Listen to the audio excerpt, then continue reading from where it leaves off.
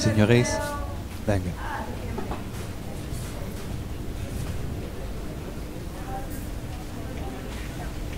Allora, come sta?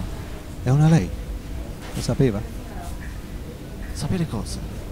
Avete una bambina. Una bambina? Mi permetta di mostrarle dove la teniamo, ma non so per quanto tempo dovremmo averla ancora sotto osservazione. La terapia intensiva è sovraffollata, quindi le ho preso una stanza privata. Ok, quindi che sta facendo Abigail? Abbiamo trasferito tutto quello che potevamo. Vorrei che lo sapesse. Che io e il dottor Mendelson abbiamo fatto tutto il possibile. Ma per il suo fegato niente da fare. Mi spiace. Ok, allora... Signor Ace, mi dispiace davvero.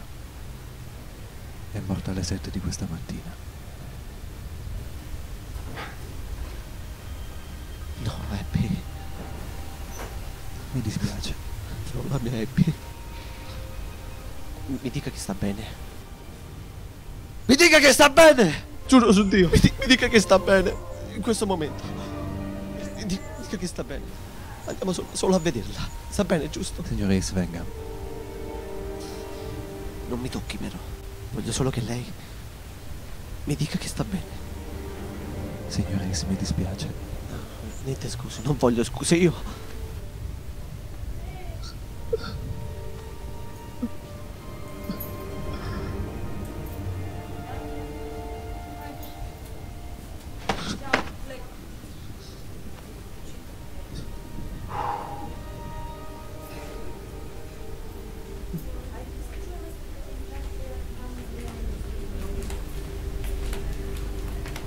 Venga.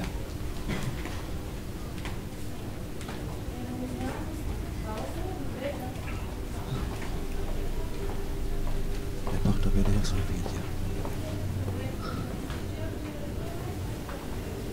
Ok.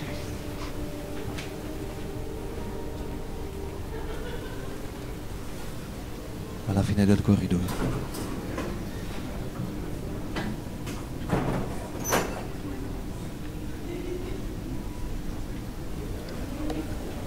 Eccola.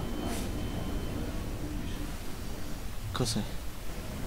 Questa è un'incubatrice. Sua figlia non ha imparato ancora a respirare da sola, quindi questo sta dando il suo piccolo aiuto. Ora noi abbiamo un integratore IV e tornerà in forma prima che se lo aspetti. Ha delle domande? Come sta Abigail?